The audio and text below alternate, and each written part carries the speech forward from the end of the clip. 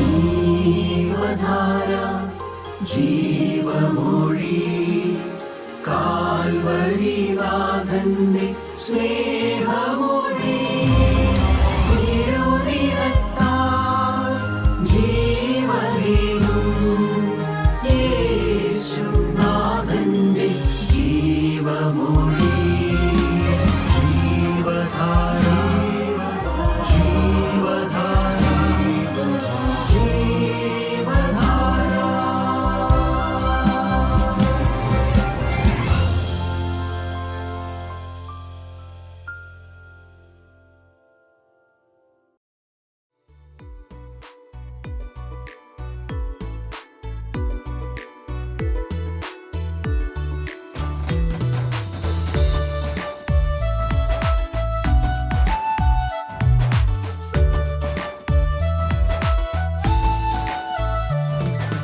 പച്ചപ്പുൽപ്പുറങ്ങളിലും ചെങ്കടലിൻ നടുവിലും ശാശ്വത ഭുജമൊരുക്കും നിന്റെ കരുതൽ. പച്ചപ്പുൽപ്പുറങ്ങളിലും ചെങ്കടലിൻ നടുവിലും ശാശ്വത ഭുജമൊരുക്കും നിന്റെ കരുതൽ. കാൽവരിക്കുരിശതിന്റെ സ്വന്ത ജീവനേകിയതാൽ നിത്യജീവൻ ഞങ്ങൾക്കേകും നിൻ മഹാത്യാഗം. കാൽവരിക്കുരിശതിന്റെ സ്വന്ത ജീവനേകിയതാൽ നിത്യജീവൻ ഞങ്ങൾക്കേകും നിൻ മഹാത്യാഗം. നിന്റെ സാന്നിധ്യം എന്നോട് കൂടിയിരിക്കണം. നിന്റെ ബലമുള്ള ഭുജമെന്നെ തുണയാകണം. നിന്റെ വചനമെൻ പാദങ്ങൾക്കു ദീപമാകണം. നിന്റെ ശുദ്ധാത്മാവെന്റെ മേലധികാരം ചെയ്യണം. നിന്റെ സാന്നിധ്യം എന്നോട് കൂടിയിരിക്കണം. നിന്റെ ബലമുള്ള ഭുജമെന്റെ തുണയാകണം. നിന്റെ വചനമെൻ പാദങ്ങൾക്കു ദീപമാകണം. നിന്റെ ശുദ്ധാത്മാവെന്റെ മേലധികാരം ചെയ്യണം. ദൈവ തിരുനാമത്തിന് മഹത്വം ഉണ്ടാവട്ടെ. ദൈവത്തിന് സ്തോത്രം. കർത്താവായ യേശു ക്രിസ്തുവിൻ്റെ തിരുവചനത്തിൻ്റെ കീഴിൽ ഒരിക്കൽ കൂടി ഇരിപ്പാൻ നമുക്ക് കർത്താവ് ഭാഗ്യം തന്നിരിക്കുന്നു. ദൈവത്തിന് സ്തോത്രം. യേശു ക്രിസ്തുവിനോട് കൂടെ ജീവിക്കാൻ ഒരു മനുഷ്യന് ഭാഗ്യം കിട്ടുക, യേശു ക്രിസ്തുവിന് വേണ്ടി ഈ വിലയുറഞ്ഞ ജീവിതം സമർപ്പിക്കാൻ ഭാഗ്യം കിട്ടുക, അതാണ് ഒരു മനുഷ്യന് ലഭിക്കുന്ന ഏറ്റവും വലിയ ഭാഗ്യം. ദൈവത്തിന് സ്തോത്രം. അപ്പോസ്തലനായ പൗലോസ് റോമർക്കെഴുതിയ ലേഖനം 3-ാം അധ്യായത്തിൽ പറയും, നീതിമാൻ ആരുമില്ല, ഒരുത്തൻ പോലുമില്ല, എല്ലാവരും പാപം ചെയ്ത് ദൈവ തേജസ് ഇല്ലാത്തവരായി തീർന്നുവെന്ന്. മനുഷ്യൻ്റെ അവസ്ഥ അതാണെന്ന് തിരുവചനം നമ്മെ ഓർപ്പിക്കുകയാണ്. എല്ലാവരും പാപം ചെയ്ത് ദൈവ തേജസ് നഷ്ടപ്പെട്ടു പോയവരാണ്. പ്രിയപ്പെട്ടവരെ, ദൈവത്തോടു കൂടെ ജീവിക്കുന്നവർ കുറഞ്ഞു പോയിരിക്കുന്ന ഒരു കാലയളവിലാണ് നാം ജീവിക്കുന്നത്. 12-ാം സങ്കീർത്തനത്തിലെ സങ്കീർത്തനക്കാരൻ പറയും, യഹോവേ രക്ഷിക്കണമേ, ഭക്തന്മാരില്ലാതെ പോകുന്നു, വിശ്വസ്തന്മാർ മനുഷ്യപുത്രന്മാരിൽ കുറഞ്ഞിരിക്കുന്നു എന്ന്. ദൈവമക്കളെ, അങ്ങനെയൊരു കാലയളവിലാണ്, തലമുറയിലാണ് നാം ജീവിക്കുന്നത്. ഭക്തന്മാരില്ലാതെ പോകുന്നു, ദൈവത്തെ അന്വേഷിക്കുന്നവരില്ല, ദൈവത്തോടുകൂടെ ജീവിക്കണമെന്ന് ആഗ്രഹമുള്ളവരില്ല. പ്രിയപ്പെട്ടവരെ, കറപറ്റാതെ ജീവിക്കണമെന്ന് നിഷ്ഠയുള്ളവരില്ലാത്ത ഒരു ലോകത്താണ് നാം ജീവിക്കുന്നത്. യഹോവയെ രക്ഷിക്കണമേ, ഭക്തന്മാരില്ലാതെ പോകുന്നു, വിശ്വസ്തന്മാർ മനുഷ്യപുത്രന്മാരിൽ കുറഞ്ഞിരിക്കുന്നു. ദൈവത്തിന് നമുക്കറിയാം, പാപത്തിന് ശിക്ഷയുണ്ട്, പാപത്തിന് ന്യായവിധിയുണ്ട് എന്ന് നാം വായിക്കുന്നുണ്ട്. പ്രിയപ്പെട്ടവരെ, നമുക്കറിയാം, ഈ ലോകപ്രകാരം ഒരു കുറ്റം ചെയ്ത ഒരു മനുഷ്യനെ പ്രിയപ്പെട്ടവരെ കോടതിയിൽ ഹാജരാക്കിയാൽ, അവൻ്റെ പേരിൽ കേസ് ചാർജ് ചെയ്ത് അവനെ കോടതിയിൽ ഹാജരാക്കി കഴിഞ്ഞാൽ അവനെ നിർത്തി അവൻ്റെ കേസ് വിസ്തരിച്ച് പ്രിയപ്പെട്ടവരെ ആ ജഡ്ജി അവന് ആ തെളിവുകളുടെ അടിസ്ഥാനത്തിൽ ഒന്നുകിൽ അവനെ ശിക്ഷയ്ക്ക് വിധിക്കും, അല്ലെങ്കിൽ അവനെ വെറുതെ വിടുമെന്ന്. ദൈവത്തിൻ്റെ സ്തോത്രം. പ്രിയപ്പെട്ടവരെ, ദൈവത്തിൻ്റെ വചനവും നമ്മെ അതാണ് പഠിപ്പിക്കുന്നത്. എന്ത്? മനുഷ്യൻ്റെ ജീവിതത്തിൽ വരുന്ന പാപങ്ങൾക്ക്, തെറ്റുകൾക്ക്, അതിക്രമങ്ങൾക്കെല്ലാം ശിക്ഷയുണ്ട്, ഒരു ന്യായവിധിയുണ്ട് എന്ന് ദൈവത്തിൻ്റെ വചനം നമ്മെ ഓർപ്പിക്കുന്നുണ്ട്. പ്രിയപ്പെട്ടവരെ, എന്നാൽ അപ്പോസ്തലനായ പൗലോസ് റോമർക്കെഴുതിയ ലേഖനം 8-ാം അധ്യായത്തിൻ്റെ 1-ാമത്തെ വാക്യത്തിൽ അവിടെ രേഖപ്പെടുത്തി വെച്ചിട്ടുണ്ട്. ആശ്വാസത്തിൻ്റെ ഒരു വചനമാണ് അവിടെ എഴുതി വെച്ചിരിക്കുന്നത്. വായിക്കാം. അതുകൊണ്ട് ഇപ്പോൾ ക്രിസ്തു യേശുവിലുള്ളവർക്ക് ഒരു ശിക്ഷാവിധിയുമില്ല. ഇപ്പോൾ ക്രിസ്തുയേശുവിലുള്ളവർക്ക് ഒരു ശിക്ഷാവിധിയുമില്ല എന്ന് ദൈവത്തിന് പ്രിയപ്പെട്ടവനെ, മനുഷ്യന് ശിക്ഷാവിധിയുണ്ട്, മനുഷ്യൻ്റെ മേൽ ന്യായവിധിയുണ്ട് എന്ന് ദൈവജനം നമ്മെ പഠിപ്പിക്കുന്നു. എന്നാൽ അപ്പോസ്തലൻ അവിടെ രേഖപ്പെടുത്തി വച്ചിരിക്കുകയാണ്, ഇപ്പോൾ ക്രിസ്തുയേശുവിലുള്ളവർക്ക് ഒരു ശിക്ഷാവിധിയുമില്ല എന്ന് ദൈവത്തിന് പ്രിയപ്പെട്ടവനെ. ശിക്ഷാവിധി ഉണ്ടായിരുന്ന മനുഷ്യനാണ്, ശിക്ഷാവിധിക്ക് യോഗ്യമായത് പലതും ജീവിതത്തിൽ വന്നുപോയവനാണ്. എന്നാൽ അവിടെ രേഖപ്പെടുത്തി വച്ചിരിക്കുകയാണ്, ക്രിസ്തുയേശുവിലുള്ളവർക്ക് ഒരു ശിക്ഷാവിധിയുമില്ല എന്ന് ദൈവത്തിന് സ്തോത്രം. പ്രിയപ്പെട്ട, നാം എന്താണ് ആ വാക്യത്തിൽ നിന്ന് മനസ്സിലാക്കേണ്ടത്? ശിക്ഷാവിധി ഒഴിവായി പോകാൻ, ന്യായവിധിയിൽ നിന്ന് ഒഴിവായി നിൽക്കുവാൻ ഒരു വഴിയവിടെ ദൈവം വെച്ചിട്ടുണ്ട്. എന്ത്?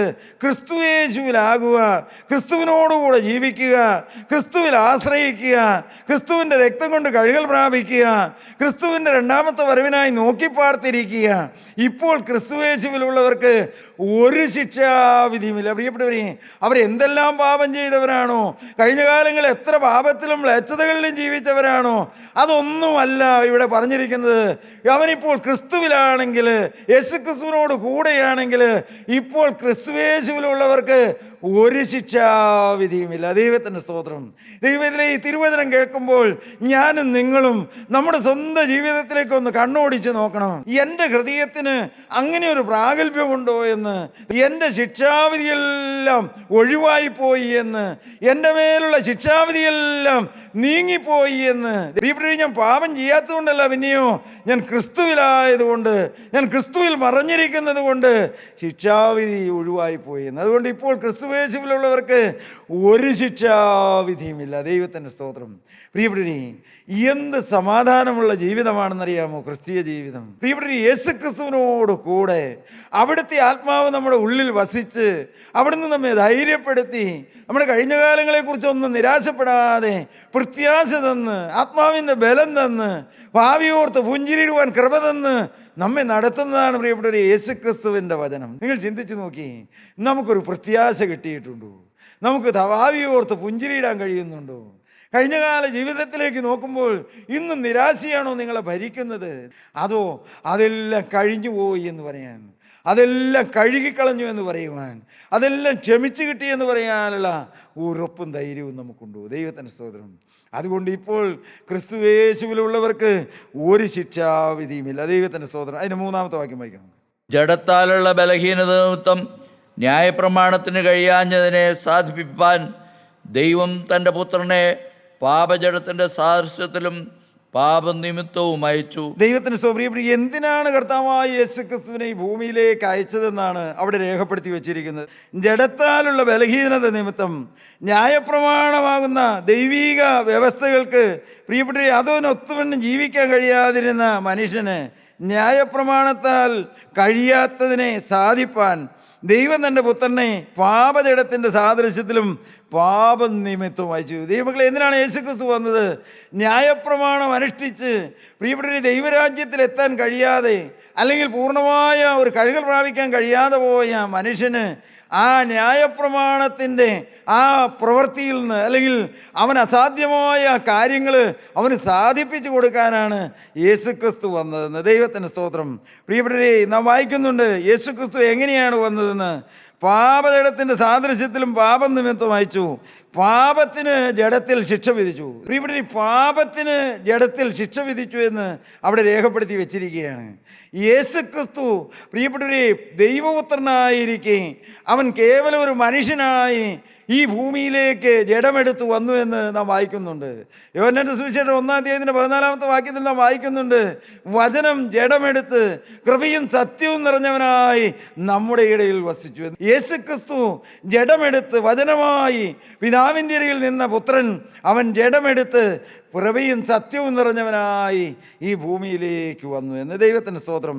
പ്രിയപ്പെട്ടവരെ, പാപത്തിന് ജഡത്തിൽ ശിക്ഷ വിധിച്ചു എന്ന്. ദൈവത്തിന് സ്തോത്രം. പ്രിയപ്പെട്ടവരെ, പഴയമെല്ലാം നാം പഠിക്കുമ്പോൾ പാപത്തിൻ്റെ ശിക്ഷ ഏൽക്കാൻ ഒന്നുകിൽ ഒരു കാള, അല്ലെങ്കിൽ ഒരു ആട്, അല്ലെങ്കിൽ ഒരു കുറുപ്രാവ്, ഇങ്ങനെ ഏതെങ്കിലും ഒരു യാഗമൃഗം കൂടിയേ കഴിയുമായിരുന്നുള്ളൂ. ദൈവത്തിൻ്റെ സ്തോത്രം. പ്രിയപ്പെട്ടവരെ, അതുകൊണ്ടാണ് ഇവിടെ രേഖപ്പെടുത്തി വച്ചിരിക്കുന്നത് പാപത്തിന് ജഡത്തിൽ ശിക്ഷ വിധിച്ചു എന്ന്. ന്യായപ്രമാണത്തിന് കഴിയാഞ്ഞതിനെ സാധ്യമായി സൗഖ്യമാക്കുവാൻ യേശുക്രിസ്തു ജഡമെടുത്ത് ഭൂമിയിലേക്ക് ഇറങ്ങുവന്നു എന്ന്. പ്രിയപ്പെട്ട, യേശുക്രിസ്തു എടുത്ത ആ ജഡശരീരം അത് പാപജഡമായിരുന്നില്ല. കാരണം എന്താ? പാപിയായ ഒരു മനുഷ്യന് പാപജഡത്തോടെ അവൻ വന്നിരുന്നുവെങ്കിൽ മനുഷ്യവർഗത്തിൻ്റെ പാപം വഹിക്കാൻ അവന് ഒരിക്കലും കഴിയുമായിരുന്നില്ല. പാപമില്ലാത്തൊരു വ്യക്തിക്ക് മാത്രമേ മറ്റൊരാളുടെ പാപം വഹിക്കാൻ കഴിയുള്ളൂ. അതുകൊണ്ട് യേശുക്രിസ്തു ജഡമെടുത്തു വന്നത് അത് പാപജഡമല്ല, അത് മനുഷ്യരുടെ സാദൃശ്യത്തിൽ അവൻ വന്നുവെങ്കിലും പ്രിയപ്പെട്ടവരെ, പാപമില്ലാത്ത നിത്യപരിശുദ്ധനായ ദൈവം ഭൂമിയിലേക്ക് ഇറങ്ങി വന്നതാണ്. ദൈവത്തിൻ്റെ സ്തോത്രം. യേശുക്രിസ്തു പാപം തൊടാത്തവനായി അവൻ വന്നു. ദൈവമക്കളെ, ജീവിച്ചത് മനുഷ്യനോടുകൂടെയാ. മനുഷ്യൻ്റെ പ്രശ്നങ്ങളിലെല്ലാം ഇടപെട്ട, മനുഷ്യൻ്റെ വേദനകളും രോഗങ്ങളും അവൻ അഭിമുഖീകരിക്കുന്ന എല്ലാ പ്രശ്നങ്ങളും കർത്താവ് നേരിട്ട് കണ്ട് മനുഷ്യനോട് കൂടെയാണ് ജീവിച്ചാൽ അവൻ പാപം തൊടാത്തവനായിരുന്നു. അവൻ സ്വർഗത്തിൽ നിന്ന് ഇറങ്ങി വന്ന സാക്ഷാൽ ദൈവപുത്രനായിരുന്നു. അവൻ മനുഷ്യ സാദൃശ്യത്തിൽ ഇവിടെ ജീവിച്ചു എന്ന് നാം വായിക്കുന്നുണ്ട്. ദൈവത്തിൻ്റെ സ്തോത്രം. പാപത്തിന് ജഡത്തിൽ ശിക്ഷ വിധിച്ചു. ദൈവമക്കളെ, യേശുക്രിസ്തുവിൻ്റെ ശരീരത്തിൽ ആ ശിക്ഷയെല്ലാം ഏൽപ്പിച്ചു എന്ന്. ദൈവത്തിൻ്റെ സ്തോത്രം. അപ്പോസ്തലനായ പത്രോസ് പറയും, 1 പത്രോസ് 2:24 പറയും, നാം പാപം സംബന്ധിച്ച് മരിച്ച്. പ്രിയപ്പെട്ട, ഈ പാപത്തിൻ്റെ ശിക്ഷയാകുന്ന ആ കുരിശുമരണത്തെ കുറിച്ചാണ് അവിടെ രേഖപ്പെടുത്തി വെച്ചിരിക്കുന്നത്.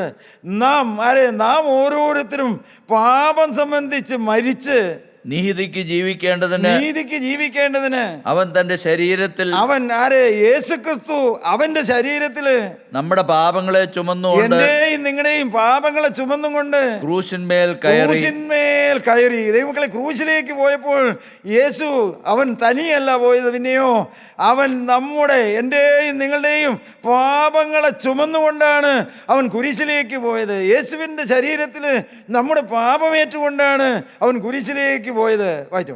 അവന്റെ അടിപ്പിണരാൽ നിങ്ങൾക്ക് സൗഖ്യം വന്നിരിക്കുന്നു. യേശു ഏറ്റ ആ ക്രൂശ് മരണവും ആ യാതനയും ആ നിന്ദകളും ആ ചാട്ടവാറടികളും ആ പരിഹാസങ്ങളും ആ കുന്തത്താലൻ്റെ യേശുവിൻ്റെ തിരുവിലാവ് കുത്തിത്തുറന്നതും കൂർത്തുമൂർത്ത കാരുണ്യപാണികളാൽ അവനെ കുരിശോട് ചേർത്തടിച്ചതെല്ലാം പ്രിയപ്പെട്ട എന്തിനു വേണ്ടിയാ?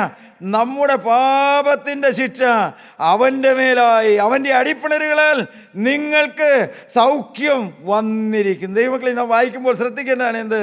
സൗഖ്യം വരുമെന്നല്ല.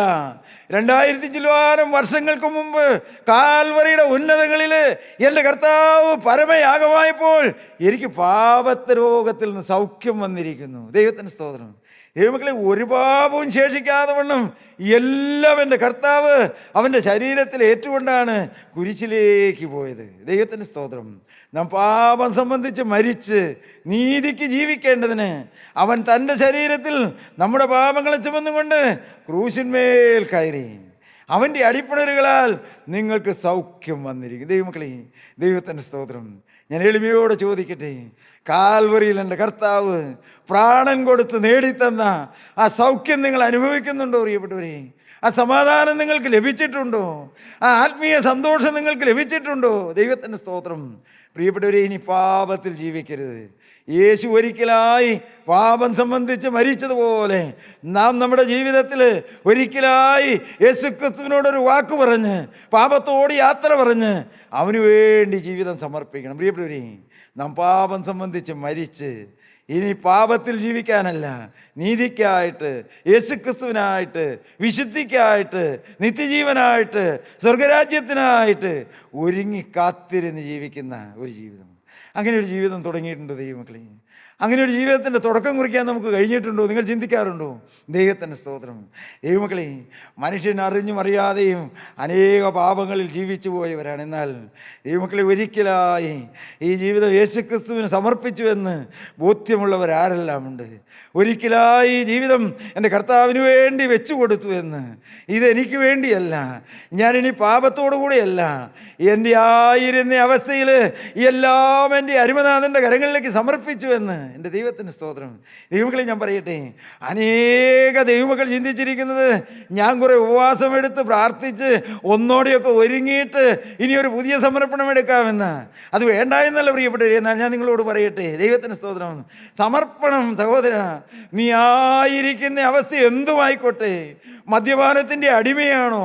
അന്യസ്ത്രീകളുടെ അടിമയാണോ? മകനെ പലവിധമായ പാപങ്ങളിൽ നിന്ന് വലച്ചുകൊണ്ടിരിക്കുകയാണോ? ഒരിക്കലും രക്ഷപ്പെടാൻ കഴിയാത്ത ഊരാക്കുടുക്കളിൽ നിന്ന് പെട്ടിരിക്കുകയാണോ? സഹോദര, ഈ തിരുവചനം കേൾക്കുമ്പോൾ ആയിരിക്കുന്ന അവസ്ഥയിൽ, നീ ഇരിക്കുന്ന ഇരിപ്പിൽ ദൈവത്തോടൊരു വാക്ക് പറയാമോ? ആ മുടിയനായ പുത്രൻ പന്നികളുടെ കൂടെ ഇരുന്നപ്പോൾ അവൻ തൻ്റെ ജീവിതത്തിലൊരു തീരുമാനമെടുത്തു. നിങ്ങൾ വായിച്ചിട്ടുണ്ടോ? ദൈവത്തിന് സ്തോത്രം. ഞാൻ എഴുന്നേറ്റ് എൻ്റെ അപ്പൻ്റെ വീട്ടിൽ ചെല്ലുമെന്ന്.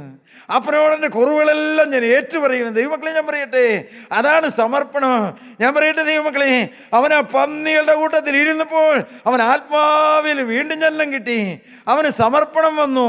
അവനൊരു മാനസാന്തരം അവൻ്റെ ഹൃദയത്തിൽ വന്നു. കാരണം അവനായിരുന്ന അവസ്ഥ വിട്ട് അപ്പൻ്റെ വീട്ടിലേക്ക് പോയി. അതിനുള്ള സമർപ്പണം. ദൈവമക്കളെ, ഞാൻ പറയട്ടെ, നിങ്ങൾ സ്വന്തമായി സമർപ്പണം എടുക്കണം, സ്വന്തമായ തീരുമാനങ്ങൾ എടുക്കണം.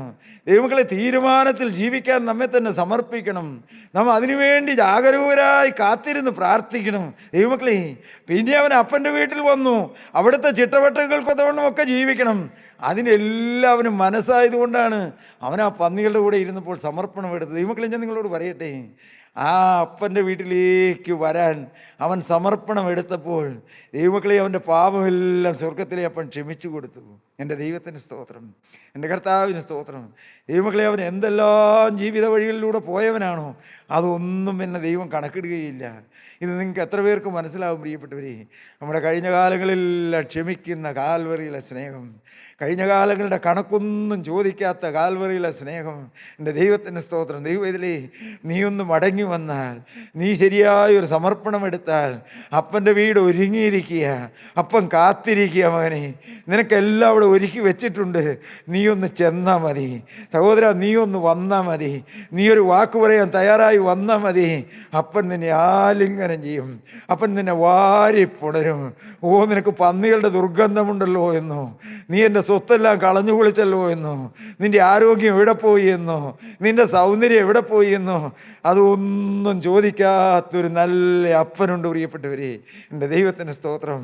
ആ കാൽവറിയിലെ സ്നേഹത്തിൻ്റെ ആ പിതാവിൻ്റെ അരിയിലേക്ക് നിങ്ങൾ എന്തെങ്കിലും വന്നിട്ടുണ്ടോ?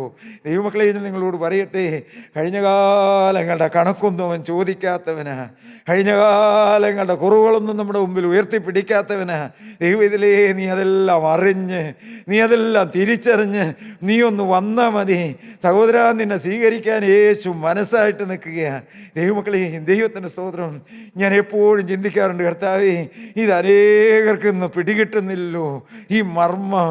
ഓ, രക്ഷയുടെ മർമ്മം, മാനസാന്തരം എന്ന വലിയ മർമ്മം, യേശുക്രിസ്തു മനുഷ്യഹൃദയത്തിൽ വസിക്കുന്നു എന്നുള്ള ആ വലിയ മർമ്മം. ദൈവമക്കളെ, ഞാൻ വിശുദ്ധനായിരുന്നത് കൊണ്ടല്ല, എൻ്റെ കഴിഞ്ഞ കാലം നന്നായിരുന്നത് കൊണ്ടല്ല. ദൈവമക്കളെ, ഞാൻ നിങ്ങളോട് പറയട്ടെ, ആയിരുന്ന അവസ്ഥയിൽ എൻ്റെ യേശുവിൻ്റെ കരങ്ങളിലേക്ക് ഞാൻ വെച്ചു കൊടുത്തു. ദൈവമക്കളെ, അവൻ പുതുക്കി മെനയുന്നവനാ, അവൻ രൂപാന്തരപ്പെടുത്തുന്നവനാ. പ്രിയപ്പെട്ടവരെ, ഞാൻ പറയട്ടെ, തികഞ്ഞു എന്നാണോ? അല്ല പ്രിയപ്പെട്ടവരെ. എന്നാൽ എനിക്കൊരു ഉറപ്പുണ്ടെന്ത്? തികവിൻ്റെ പാതയിലൂടെ കർത്താവിനെ നടത്തിക്കൊണ്ടിരിക്കുക. ദൈവമക്കളെ, തികവിൻ്റെ വഴിയിലൂടെ എൻ്റെ കർത്താവിനെ നടത്തിക്കൊണ്ടിരിക്കുക. എൻ്റെ ദൈവത്തിൻ്റെ സ്തോത്രം. നിങ്ങളാരും ഭയപ്പെടണ്ട. പാപം പറ്റിപ്പോയല്ലോ, കഴിഞ്ഞ കാലങ്ങളിൽ അരുതായികളിലൊക്കെ വീണുപോയല്ലോ, അറിയായ്മയിൽ പലതും ചെയ്തു പോയല്ലോ എന്നോർത്ത് ദൈവമക്കളെ, എല്ലാം ഏറ്റുപറഞ്ഞ് കഴികൾ പ്രാപിക്കാൻ നിങ്ങൾക്ക് ഈ കൃപായുഗത്തിൽ നല്ലൊരു അവസരം കർത്താവ് തന്നിരിക്കുകയാണ് പ്രിയപ്പെട്ടവരെ. യേശു നിങ്ങളെ വിളിക്കുകയാണ്. എൻ്റെ ദൈവത്തിൻ്റെ സ്തോത്രം, എൻ്റെ കർത്താവിന് സ്തോത്രം. ദൈവമക്കളെ, ഇന്നും അനേകർക്ക് പിടികിട്ടാത്ത ഒന്നാണ് ഈ ശിക്ഷാവിധി മാറിപ്പോയത് എങ്ങനെയാണെന്ന്. അതുകൊണ്ട് ഇപ്പോൾ ക്രിസ്തു യേശുവിലുള്ളവർക്ക് ഒരു ശിക്ഷാവിധിയുമില്ല. ദൈവമക്കളെ, നാം മനസ്സിലാക്കണം, യേശു ക്രിസ്തുവിന് പോലും പൂർണ്ണ തൃപ്തിയായി പൂർണ്ണ മനസ്സായിട്ടല്ല എത്തമനയിൽ വെച്ച് എൻ്റെ കർത്താവ് പ്രാർത്ഥിച്ചു. എന്ത്? ദൈവമേ, ഈ പാനപാത്രം കഴിയുമെങ്കിൽ എങ്കിൽ നിന്ന് നീക്കണം. കാരണം കർത്താവ് മനസ്സിലാക്കി, ഇത് വലിയൊരു വേദനയാണ്, ഇത് വലിയൊരു ദുഃഖമാണ്.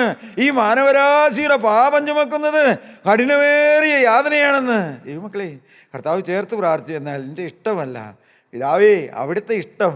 ദൈവമക്കളെ, ഇതെങ്ങനെ പറഞ്ഞ് മറ്റുള്ളവരെ മനസ്സിലാക്കും എനിക്ക് അറിഞ്ഞുകൂടെ ദൈവമക്കളെ. എൻ്റെ ദൈവത്തിൻ്റെ സ്തോത്രം. യേശുക്രിസ്തു ഒരു മനുഷ്യനെ സ്നേഹിക്കുന്നു എന്ന് പറഞ്ഞാൽ, യേശുക്രിസ്തു ഒരു മനുഷ്യൻ്റെ ഹൃദയത്തിലേക്ക് എഴുന്നള്ളി വരുമെന്ന് പറഞ്ഞാൽ, യേശുക്രിസ്തു ഒരു മനുഷ്യനെ രൂപാന്തരപ്പെടുത്തുന്നു പറഞ്ഞാൽ, ദൈവമക്കളെ നിങ്ങൾക്കത് അനുഭവം കിട്ടിയിട്ടുണ്ടോ? നിങ്ങൾ ആഗ്രഹിക്കുന്നുണ്ടോ ഒരു രൂപാന്തരം വേണമെന്ന്? ദൈവമക്കളെ, ഞാൻ ഈ അടുത്ത കാലത്ത് ഞാനും എൻ്റെ ഭാര്യ ഒരുമിച്ചിരുന്ന് സംസാരിച്ചപ്പോൾ ഞങ്ങൾ പറയുകയുണ്ടായി, എത്രയോ കാലം സന്തോഷമുള്ള കുടുംബജീവിതം എല്ലാം താറുമാറാക്കി അലങ്കോലപ്പെടുത്തി സ്വസ്ഥതയും സമാധാനവും അനുഭവിക്കാതെ കഴിഞ്ഞുപോയി ദൈവമക്കളെ. എന്നാൽ ഇന്ന് യേശുക്രിസ്തുവിനോട് കൂടെ ജീവിക്കാൻ, യേശുക്രിസ്തുവിനോട് കൂടെ കുടുംബജീവിതം നയിക്കാൻ, യേശുക്രിസ്തുവിനോടുകൂടെ ഭാര്യാഭർത്തൃ കുടുംബജീവിതം നയിക്കാൻ ദൈവമക്കളെ ഇന്ന് ഞങ്ങൾ അനുഭവിക്കുന്നുണ്ട്. എന്ത്? യേശുക്രിസ്തു തരുന്ന സമാധാനം, യേശുക്രിസ്തു തരുന്ന സന്തോഷം, യേശുക്രിസ്തു തരുന്ന സ്വസ്ഥത, യേശുക്രിസ്തു തരുന്ന ഭാവികാലമോർത്തുള്ള പുഞ്ചിരി. എൻ്റെ ദൈവത്തിൻ്റെ സ്തോത്രം. ദൈവമക്കളെ, ഞാൻ പിന്നെയും പറയട്ടെ, നിങ്ങളുടെ കഴിഞ്ഞ കാലങ്ങൾ എന്തുമായിക്കോട്ടെ, നിങ്ങൾ എത്ര കാലം പാപത്തിൽ ജീവിച്ചവരായിക്കോട്ടെ, എന്തെല്ലാം പാപം വന്നവരായിക്കോട്ടെ, ആരോടും പറയാൻ കഴിയാത്ത കഠിനമേറിയ പ്രവൃത്തി നിങ്ങളുടെ ജീവിതത്തിൽ വന്നവരായിക്കോട്ടെ, ദൈവമക്കളെ ഇന്ന് നിങ്ങൾ ആ കർത്താവിൻ്റെ അരികിലേക്കൊന്ന് വരുമോ? അവൻ്റെ കരങ്ങളിലേക്ക് നിങ്ങളുടെ ജീവിതം ഒന്ന് വെച്ച് കൊടുക്കുമോ? എൻ്റെ ദൈവത്തിൻ്റെ സ്തോത്രം. അതുകൊണ്ട് ഇപ്പോൾ ക്രിസ്തുയേശുവിലുള്ളവർക്ക് ഒരു ശിക്ഷാവിധിയുമില്ല. ദൈവത്തിൻ്റെ സ്തോത്രം. എൻ്റെ കർത്താവിൻ്റെ സ്തോത്രം. എൻ്റെ ദൈവത്തിൻ്റെ സ്തോത്രം. ഇവിടെ ഈ ശിക്ഷാവിധി മനുഷ്യന് വരാൻ കാരണം എന്താ നിങ്ങൾ ചിന്തിച്ചിട്ടുണ്ടോ? ശിക്ഷാവിധി എല്ലാം കർത്താവ് കുരിശിലേറ്റതാണ്. മനുഷ്യൻ്റെ ശിക്ഷാവിധി എല്ലാം കർത്താവ് കാൽവറിയിൽ ചുമന്നിട്ടുണ്ട്. എന്നാൽ മനുഷ്യൻ ഇന്നും ഈ ശിക്ഷാവിധിക്ക് അർഹനായി, ന്യായവിധിക്ക് യോഗ്യനായി അന്ധകാരത്തിലേക്ക് പോയിക്കൊണ്ടിരിക്കുക. കാരണം എന്താ? യോഹന്നാന്റെ സുവിശേഷം 3-ാം അധ്യായത്തിൻ്റെ 19-ാമത്തെ വാക്യത്തിൽ നാം വായിക്കുന്നുണ്ട്, എന്താണ് ന്യായവിധി എന്നുള്ളതിന് അവിടെ ഒരു നിർവചനം കൊടുത്തിട്ടുണ്ട്. എന്താണ് ന്യായവിധി? നാം പലപ്പോഴും കേട്ടിട്ടുണ്ട്, ന്യായവിധിയുണ്ട്, മുഖപക്ഷമില്ലാതെ ന്യായം വിധിക്കുന്നവനെ നിങ്ങൾ പിതാവെന്ന് വിളിക്കുന്നുവെങ്കിൽ നിങ്ങളുടെ പ്രവാസകാലം ഭയത്തോടെ കഴിപ്പീൻ. ഇങ്ങനെയുള്ള കാര്യങ്ങളൊക്കെ നാം കേട്ടിട്ടുണ്ട്. മുഖപക്ഷമില്ലാതെ ന്യായം വിധിക്കും, അന്ത്യമായ ന്യായവിധിയുണ്ട്, വെള്ളസിംഹാസനത്തിൽ ന്യായവിധിയുണ്ട്. പ്രിയപ്പെട്ട, ഇതെല്ലാം നാം കേട്ടിട്ടുണ്ടെന്നാൽ എന്തുകൊണ്ടാണ് ഞാനും നിങ്ങൾ ഈ ന്യായവിധിയിലേക്ക് പോകേണ്ടി വരുന്നത്? വായിക്കാം. ന്യായവിധി എന്നതോ വെളിച്ചം ലോകത്തിൽ വന്നിട്ടും മനുഷ്യരുടെ പ്രവൃത്തി ദോഷമുള്ളതാകയാൽ. പ്രിയപ്പെട്ടവർ, എന്താണ് ന്യായവിധി? വെളിച്ചമാകുന്ന യേശുക്രിസ്തു ലോകത്തിലേക്ക് വന്നിട്ടും, വെളിച്ചമാകുന്ന യേശുക്രിസ്തുവിൻ്റെ വചനം നിരന്തരം നമ്മുടെ ഹൃദയവാതിക്കൽ മുട്ടിയിട്ടും നാം വെളിച്ചമാകുന്ന യേശുക്രിസ്തുവിനേക്കാൾ അധികമായി ഇരുളിൻ്റെ അധിപതിയായ പിശാചിനെയും അവൻ്റെ പ്രവൃത്തികളെയും സ്നേഹിച്ചത് തന്നെയാണ് ന്യായവിധി. യേശുക്രിസ്തുവിൻ്റെ കരങ്ങളിലേക്ക് വെച്ചു കൊടുത്താൽ പിന്നെ ന്യായവിധിയില്ല പ്രിയപ്പെട്ട. കാരണം എൻ്റെ ന്യായവിധിയും ശിക്ഷയെല്ലാം കർത്താവ് ഏറ്റിട്ടുണ്ട്. ദൈവത്തിന് സ്തോത്രം. എന്നാൽ പ്രിയപ്പെട്ട, ഇന്ന് മനുഷ്യന് യേശുക്രിസ്തുവാകുന്ന വെളിച്ചം വേണ്ട, അന്ധകാരമാകുന്ന പിശാച് മതി, ദുഷ്ടൻ്റെ സന്തോഷങ്ങൾ മതി. അതുകൊണ്ടാണ് നാം ന്യായവിധിക്ക് യോഗ്യരായിത്തീരുന്നത്. ദൈവമക്കളെ മനസ്സിലാക്കണം, ന്യായവിധിയും നിത്യദണ്ഡനവും പ്രിയപ്പെട്ടവരെ കെടാത്ത തീയും ചാകാത്ത പുഴുവെല്ലാം പിശാചിനും എൻ്റെ ദൂതന്മാർക്കും ഒരുക്കിയിരിക്കുന്ന ഇന്ന് മനുഷ്യൻ അറിഞ്ഞും അറിയാതെയും പ്രിയപ്പെട്ടവരെ പിശാചിൻ്റെ ഇഷ്ടത്തിന് തങ്ങളെ തന്നെ വിട്ടുകൊടുത്ത് ആ കെടാത്ത തീയിലേക്കും ചാകാത്ത പുഴുവിലേക്കും പോയിക്കൊണ്ടിരിക്കും. ന്യായവിധി എന്നതോ വെളിച്ചം ലോകത്തിൽ വന്നിട്ടും മനുഷ്യരുടെ പ്രവൃത്തി ദോഷമുള്ളതാകിയാൽ അവർ വെളിച്ചത്തേക്കാളധികം ഇരുളിനെ സ്നേഹിക്കുന്നത് തന്നെ. എൻ്റെ ദൈവത്തിൻ്റെ സ്തോത്രം. പ്രിയപ്പെട്ടവരെ, ഈ വെളിച്ചമാകുന്ന ക്രിസ്തുവിനെ നമുക്ക് സ്നേഹിക്കാൻ കഴിഞ്ഞിട്ടുണ്ടോ? പ്രിയപ്പെട്ടവരെ, ഒന്നുകൂടി നമുക്ക് പെട്ടെന്ന് മനസ്സിലാകും എന്താണ് ഈ ക്രിസ്തുവിലാകുക എന്ന്. പഴയമത്തിൽ പ്രിയപ്പെട്ടവരെ 36 അവിടെ വലിയൊരു ജലപ്രളയത്തെക്കുറിച്ച് രേഖപ്പെടുത്തി വെച്ചിട്ടുണ്ട്. ദൈവത്തിൻ്റെ സ്തോത്രം. 36:6 നമുക്ക് വായിച്ചേക്കാം. താൻ ഭൂമിയിൽ മനുഷ്യനെ ഉണ്ടാക്കുക കൊണ്ട് യഹോവ അനുതപിച്ചു. ഭൂമിയിൽ മനുഷ്യനെ ഉണ്ടാക്കുകൊണ്ട് യഹോവയായ ദൈവം അനുതപിച്ചു. വായിച്ചോ. അത് അവന്റെ ഹൃദയത്തിന് ദുഃഖമായി. പ്രിയപ്പെട്ടവരെ, ഈ ഭൂമിയിൽ മനുഷ്യനെ ഉണ്ടാക്കിയത് യഹോവയായ ദൈവത്തിൻ്റെ ഹൃദയത്തിന് ദുഃഖമായി തീർന്നു എന്ന്. ദൈവത്തിന് സ്തോത്രം. പ്രിയപ്പെട്ടവരെ, മനുഷ്യൻ്റെ പ്രവൃത്തി ദോഷമുള്ളതായ വഷളത്വം നിറഞ്ഞ ആ തലമുറയിൽ പ്രിയപ്പെട്ടവരെ ദൈവം മനുഷ്യൻ്റെ മുമ്പിൽ വലിയൊരു ന്യായവിധി, വലിയൊരു ശിക്ഷാവിധി വച്ചിരിക്കുകയാണ്. ദൈവത്തിൻ്റെ സ്തോത്രം. ആ തലമുറയിൽ നീതിമാനായ നോഹയ്ക്ക് ദൈവത്തിൻ്റെ കൃപ ലഭിച്ചു എന്ന് നാം വായിക്കുന്നുണ്ട്. ദൈവം നോഹയോട് പറഞ്ഞു, നീ ഗോപർമരം കൊണ്ട് ഒരു പെട്ടകം ഉണ്ടാക്കണം. ദൈവമക്കളെ, ദൈവത്തിൻ്റെ സ്തോത്രം. എന്താണ് ഈ പെട്ടകം പ്രിയപ്പെട്ടവരെ? ദൈവത്തിൻ്റെ ന്യായവിധിയാകുന്ന ആ വലിയ ജലപ്രളയത്തിൽ നിന്ന് പ്രിയപ്പെട്ടവരെ മനുഷ്യന് രക്ഷ പ്രാപിക്കുവാനുള്ള ഒരു മുഖാന്തരമാണ് ആ പെട്ടകം. ദൈവത്തിൻ്റെ സ്തോത്രം. നോഹ എന്താണ് പ്രസംഗിച്ചത്? വലിയൊരു പ്രളയം വരാൻ പോകുന്നു, ഈ ഭൂമിയും അതിലുള്ള പണികളും ജീവജാലങ്ങളും എല്ലാം മുങ്ങി നശിക്കാൻ പോവുകയാണ്. ദൈവത്തിൻ്റെ സ്തോത്രം. ദൈവമക്കളെ, അന്ന് വരെ മഴ പെയ്യാത്ത ഭൂമിയിൽ മഴ പെയ്യുമെന്ന് നോഹ പ്രസംഗിച്ചത് ആർക്കെങ്കിലും വിശ്വസിക്കാൻ കഴിഞ്ഞോ? അവർക്ക് അംഗീകരിക്കാൻ കഴിഞ്ഞോ? എൻ്റെ ദൈവത്തിൻ്റെ സ്തോത്രം. ദൈവമക്കളെ, എന്നാൽ നാം മനസ്സിലാക്കണം, നോഹയ്ക്ക് ദൈവത്തിൻ്റെ വചനമനുസരിക്കുവാനുള്ള കൃപ കിട്ടി. ദൈവത്തിൻ്റെ സ്തോത്രം. നോഹ അത് വിശ്വസിച്ചു. എന്ത്? വലിയൊരു പ്രളയം വരുമെന്ന്. ദൈവം ഒരു പെട്ടകം ഉണ്ടാക്കാൻ പറഞ്ഞു. നോഹ പെട്ടകം ഉണ്ടാക്കി. ദൈവമക്കളെ, ദൈവത്തിൻ്റെ സ്തോത്രം. നാം മനസ്സിലാക്കണം, എന്ത്? ആ പെട്ടകത്തിൽ കയറാൻ ഒരു യോഗ്യതയും വെച്ചിട്ടില്ല. നിങ്ങളത് പഠിച്ചിട്ടുണ്ടോ, വായിച്ചിട്ടുണ്ടോ? ദൈവമക്കളെ, ആ പെട്ടകത്തിൽ കയറാൻ വരുന്നവർ ഇന്ന ജാതിക്കാരനായിരിക്കണം, ഇന്ന വിഭാഗമായിരിക്കണം, സൗന്ദര്യം വേണം, അല്ലെങ്കിൽ ഇന്ന പ്രായമായിരിക്കണം, സ്ത്രീയായിരിക്കണം, പുരുഷനായിരിക്കണം, ക്രിസ്ത്യാനിയായിരിക്കണം, ഇങ്ങനെ യാതൊരുവിധ പരിഗണനയുമില്ല. ദൈവത്തിൻ്റെ സ്തോത്രം. നോഹ വിളിക്കുകയാണ്, എന്ത്? വരുവീൻ, പെട്ടകത്തിലേക്ക് കയറിക്കൊള്ളുക. പെട്ടകം ഒരുങ്ങിയിരിക്കുകയാണ്. വലിയ പ്രളയം വരുന്നുണ്ട്, നാശം വരാൻ പോവുകയാണ്, എല്ലാം തീർന്നു പോകുമെന്ന്. ദൈവമക്കളെ, എൻ്റെ ദൈവത്തിൻ്റെ സ്തോത്രം. ആ പഴയ നിയമത്തിൽ പ്രിയപ്പെട്ടവരെ മനുഷ്യനെ വിളിച്ചത് ഒരടിസ്ഥാനവും വെച്ചല്ല, ഒരു നിബന്ധനകളും വെച്ചല്ല.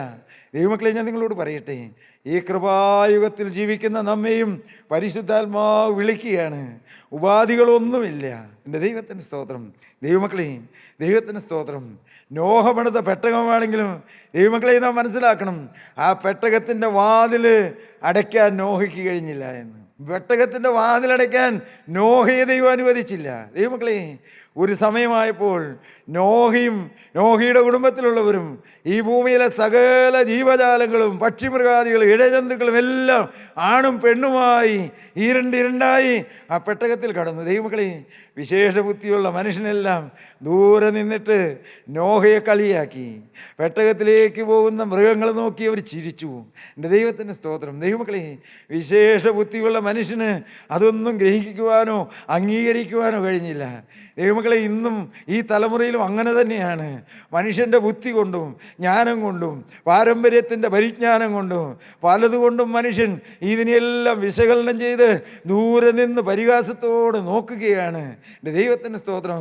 എത്രയോ കൊല്ലമായി കർത്താവ് വരുമെന്ന് പ്രസംഗിക്കുന്നു. ദൈവമക്കളെ, ആ കാലത്ത് കർത്താവ് മരിച്ച ആ തലമുറയിൽ തന്നെ അങ്ങനെയുള്ള ചിന്തകളൊക്കെ ഉണ്ടായിരുന്നു. ദൈവത്തിൻ്റെ സ്തോത്രം. അപ്പോസ്തലനായ പത്രോസ് പറയും, ആരും നശിച്ചു പോകാതെ എല്ലാവരും മാനസാന്തരപ്പെടണമെന്ന് ഇച്ഛിച്ച് ദൈവം മനുഷ്യനോട് ദീർഘക്ഷമ കാണിച്ചുകൊണ്ടിരിക്കുകയാണ്. ദൈവമക്കളെ, നിങ്ങൾക്ക് മനസ്സിലായോ? ആ പെട്ടകത്തിലേക്ക് കയറിയെങ്കിൽ മതിയായിരുന്നു, മരിക്കയില്ലായിരുന്നു. ദൈവമക്കളെ, എന്താണ് ആ പെട്ടകം? അത് മനുഷ്യൻ്റെ ശിക്ഷാവിധിയിൽ നിന്ന് മനുഷ്യന് രക്ഷ നേടുവാൻ ദൈവം ഒരുക്കി വെച്ചൊരു മുഖാന്തരമായിരുന്നു. ദൈവമക്കളെ, പഴയ പെട്ടകം, നോഹ പണിത പെട്ടകം, ജലപ്രളയത്തിൽ നിന്ന് മനുഷ്യന് രക്ഷ നേടുവാൻ കൊടുത്ത പെട്ടകം, അത് യേശുക്രിസ്തുവിൻ്റെ ഒരു നിഴലാണ് പ്രിയപ്പെട്ടവരെ. യേശുക്രിസ്തു കാൽവരിയിൽ യാഗമായി തീരുന്നതിൻ്റെ ഒരു നിഴലായിരുന്നു. ദൈവമക്കളെ, ഇന്ന് ഈ കൃപായുഗത്തിൽ ദൈവത്തിൻ്റെ ആത്മാവ് മനുഷ്യനെ വിളിച്ചുകൊണ്ടിരിക്കുകയാണ്. നൂറ്റാണ്ടുകൾ കഴിഞ്ഞിട്ടും തലമുറകൾ മാറി വന്നിട്ടും ദൈവം തന്നെ പ്രവാചകന്മാരിലൂടെ കാലാകാലം മാറ്റമില്ലാത്ത പരിശുദ്ധാത്മാവിൻ്റെ വചനം വിളിച്ചു പറഞ്ഞുകൊണ്ടിരിക്കുകയാണ്. ഉൽപ്പത്തി പുസ്തകത്തിൽ നോഹ വിളിച്ചു പറഞ്ഞു, വരുവീൻ, പെട്ടകത്തിലേക്ക് കയറുവീനെന്ന്. ദൈവമക്കളെ, ഒന്നാമത്തെ പുസ്തകമായ ഉൽപ്പത്തി പുസ്തകത്തിൽ രക്ഷയുടെ പെട്ടകം പണിതു വെച്ച് എല്ലാവരെയും മാടി വിളിച്ചു. എന്നാൽ അവസാനത്തെ പുസ്തകമായ വെളിപ്പാട് പുസ്തകം 22-ാം അധ്യായത്തിൽ നാം വായിക്കുന്നുണ്ട്. ദൈവത്തിൻ്റെ സ്തോത്രം. വരുവീനെന്ന് അവിടെയും പറയുകയാണ്. വായിക്കാം നമുക്ക്. വരിക എന്ന ആത്മാവും മണവാട്ടിയും പറയുന്നു. പ്രിയപ്പെട്ടവരെ, വരിക എന്ന ആത്മാവും മണവാട്ടിയും പറയുന്നു. കേൾക്കുന്നവനും വരിക എന്ന് പറയട്ടെ. കേൾക്കുന്നവനും വരിക എന്ന് പറയട്ടെ. ദാഹിക്കുന്നവൻ വരട്ടെ. ഇച്ഛിക്കുന്നവൻ ജീവജലം സൗജന്യമായി വാങ്ങട്ടെ. പ്രിയപ്പെട്ടവരെ, ഇന്നും വിളിക്കുകയാണ്. ദാഹിക്കുന്നവൻ വരട്ടെ, വരിക എന്ന് ആത്മാവും മണവാട്ടിയും പറയും. ദൈവമക്കളെ, ഈ അന്ത്യകാലത്ത് ജീവിക്കുന്ന നമ്മെയും പരിശുദ്ധാത്മാവ് വിളിക്കുകയാണ്. മകനെ വരിക, വരിക, കുരിശിൻ്റെ അരികിലേക്ക് വരിക, ക്രൂശിലൊരുക്കിയ രക്ഷ നീ സ്വന്തമാക്കുക. നീ പാപത്തിൽ മരിക്കണ്ട, നിരാശയിൽ ജീവിക്കണ്ട. യേശു നിന്നെ വിളിക്കുകയാണ്. വരിക എന്ന ആത്മാവും മണവാട്ടിയും പറയുന്നു. ദൈവത്തിന് സ്തോത്രം. ദൈവത്തിന് നാമത്തിൽപ്പെടുവാനായിട്ട്.